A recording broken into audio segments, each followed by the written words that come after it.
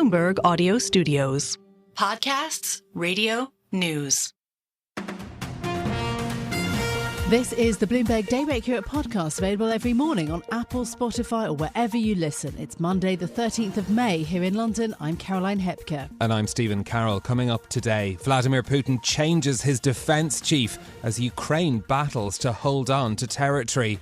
Biden prepares to quadruple tariffs on Chinese EVs but holds off on more consequential levies. Plus, we have the inside story on Europe's increasing reliance on one company to supply its gas and what it means for future prices. Let's start with a roundup of our top stories. Russian President Vladimir Putin has replaced his long-standing defence minister with his former economic aide.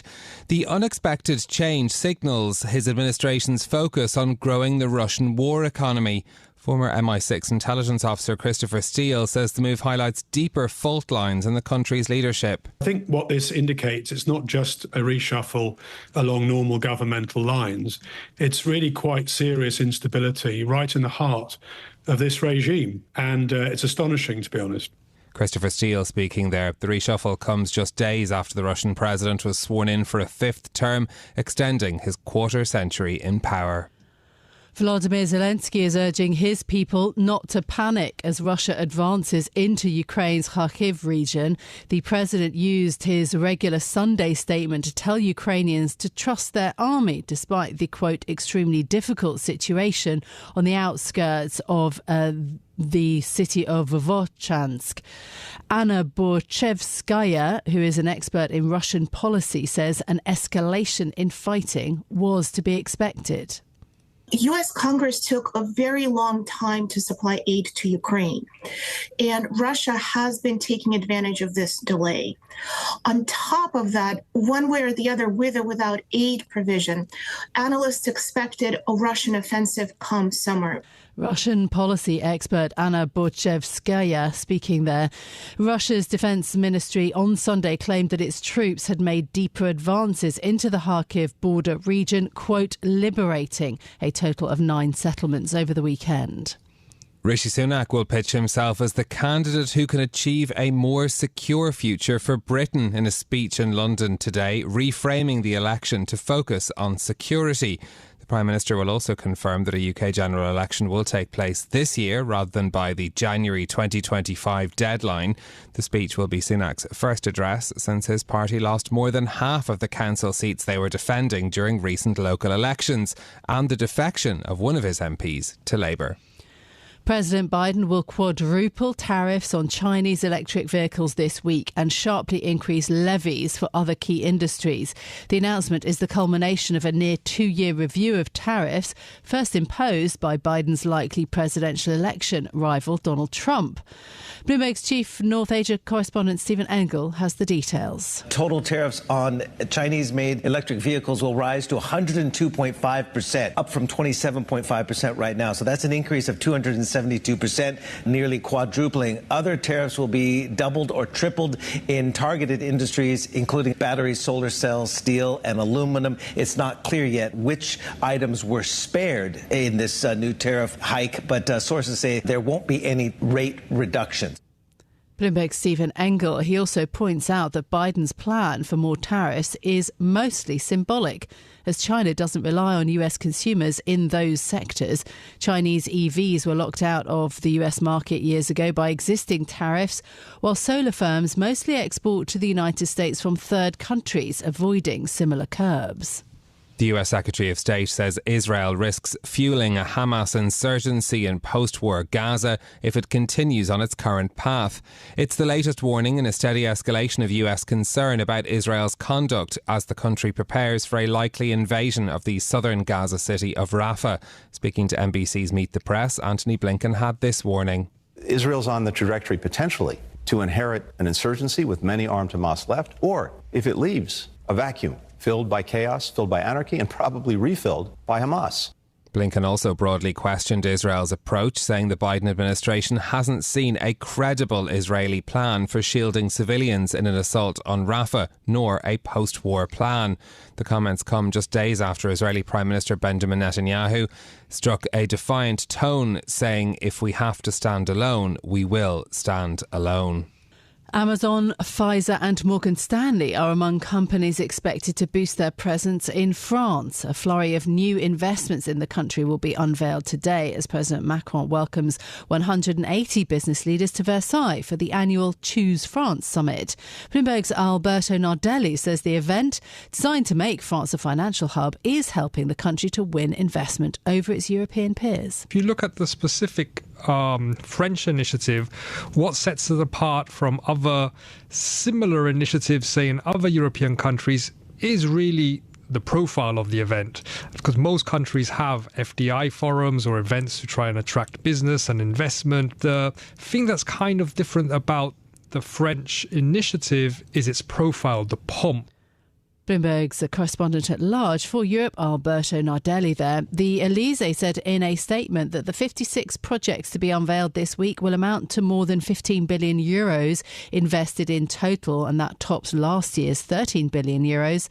French Finance Minister Bruno Le Maire will host a lunch later today for top bankers, including JP Morgan CEO Jamie Dimon and Goldman Sachs CEO David Solomon. Now, in a moment, we'll get more details on the changes at the top of Russia's defence ministry, why they're happening. Plus, we'll also tell you about one Norwegian company and why it has now an outsized influence on natural gas prices across Europe. But then another story caught our eye this morning. This, of course, after Eurovision over the weekend. Yes, indeed. I know, Caroline, your entire weekend was dominated by Eurovision. You and the odd 160 million other people that were watching it. But the focus already moving to the winner, Switzerland, and where and how they're going to host the event next year. And this is something that our colleagues have been writing about this morning. This is to do with the Swiss public broadcaster SRG, because it's them that host the event, and how they're going to pay for it, because there's been a debate ongoing in Switzerland about funding for the broadcaster. The EBU estimates it costs 10 to 20 million euros to host it. Some countries spend much, much more. Yes. I mean, you saw the scale of the events in Sweden last week. You can see where the money goes. The debate is, where is it going to be? Basel, Zurich and Geneva are thought to be the most likely host city candidates, and the major arenas in those cities have already confirmed they're in talks about getting the event secured. Listen, to my mind, 10 to 20 million euros is a pittance, frankly, to get the sort of audience and also the boost from tourism and the attention. This is something way bigger than the Super Bowl in terms of viewership. But as you say, in a small country, there are a lot of questions about how to host, so many people who come to see it. Yeah, indeed. Some of the studies that were done after Liverpool hosted the event last year as well saw a major added value compared to the cost involved, but it's still a big bill and someone has to pay for it. Absolutely. Right, from that story from the weekend, let's focus then on Russia. The appointment of a new defence minister just days after Vladimir Putin was sworn in for a fifth term. The economist Andrei Bulasov, currently the first deputy prime minister, will take over from Sergei Shoigu at a critical time in the Russian war in Ukraine. Let's get more now from Bloomberg's Tony Halpin, who leads our economics and government team coverage of Russia. Tony, good morning and thank you for being with us. Why do we think that Putin made this change in the defence ministry now? Good morning, Caroline. Well, I think there are two reasons, really. First, it's an expression of disappointment, I think, on Putin's part that Russia hasn't made more progress in Ukraine than it has. Now the war's in its third year. It's making some advances, but there have been no big breakthroughs for quite a long time. And you'll recall that Shoigu was the target of a lot of criticism when the Wagner mercenary chief, Yevgeny Prigozhin, launched his mutiny last year. But also because I think he's determined to get more value of the money from the money being spent in Russia's economy to support the war. He's mobilizing the Russian economy to get the maximum possible effect in support of the military in the field to try and make more advances. Is this a signal of a change in direction then of how the Russian war in Ukraine is going to be conducted? Well, I think it signals an intensification of Russian efforts.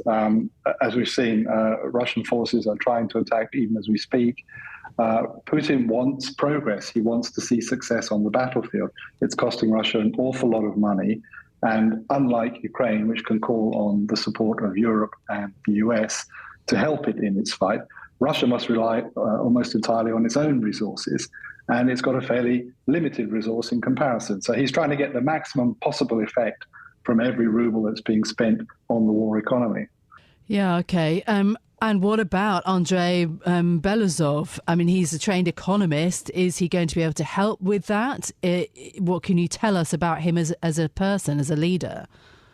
Yeah, he's a man with no military background whatsoever, which is not, in fact, unusual in Russia. The last few defense ministers have been people from civilian backgrounds. But what distinguishes Belousov is the fact that he's very much an advocate for greater state involvement and state control of the Russian economy. So I think we can expect to see him finding ways to increase efficiencies, to mobilize the economy to the maximum in defense output in order to generate more and more weapons to try and ensure that Russia makes some progress on the battle. You mentioned there some of the latest advances that Russia has made in Ukraine as well. I wonder if you could just bring us up to date as to where exactly things are in Ukraine at the moment. Yes, I mean, you've already mentioned President Zelensky has said that things are extremely difficult on the battlefront at the moment. The head of the Ukrainian army says fierce battles are taking place around the Kharkiv region in the northeast as Russia tries to push ahead there. Putin has already said in recent weeks that he wants what he calls a buffer zone along that border area between Ukraine and Russia, partly to protect Russian cities, particularly Belgorod, from attack by Ukraine's drones. So it seems that Russia is trying to implement that plan and to try and push forward and seize some territory. But fierce battles are going on all across the front line as we speak. OK, Tony, thank you so much for being with us this morning. Bloomberg's Tony Halpin, who leads our economics and government team covering Russia. Thank you so much. We're turning to another story now. Europe now relies on Norway for 1/3 of its natural gas, and its flagship company Equinor now influences the ups and downs of the continent's gas prices. Our European gas reporter Priscilla Azevedo Roca has been looking into this story, and she joins us this morning for more. Good morning, Priscilla. How important is Equinor to Europe's energy supplies? So Equinor, which is Norway's biggest oil and gas company, has become the main supplier of gas to Europe following the invasion of Ukraine, when Europe lost most of its supplies that the EU was getting from Russia. So Equinor now accounts for roughly 1/3 of the gas that we all use in the UK and continental Europe. So it's one of the main sources. Yeah, absolutely. So it's helping to keep the lights on. But how did that happen then so swiftly? It was indeed very swiftly. So Equinor was already a good supplier of energy to Europe. So the relationship was already there. The pipelines were in place and the infrastructure was there. Because one thing with energy is that infrastructure takes a long time to build. And whilst Europe is indeed deploying its renewable capacity, there's more wind and solar being built, the pipelines connecting Norway with Scotland and with continental Europe and Germany were already in place. So at the time, Norway started pumping out more gas from its facilities and exporting more. And last year or the year before, they sent record supplies to Europe. Are there any parallels here, Priscilla, between Europe's dependence on Russian gas before the invasion of Ukraine? Yes, there are, in a sense, and at the other time, they're not. Equinor and Gazprom, they're two very different companies. One is Norwegian and the other one is Russian. And Norway has been a reliable supplier to Europe for a long time. But the market share that they equate now, like that Equinor has now compared to what Gazprom had pre-invasion of Ukraine, was roughly similar.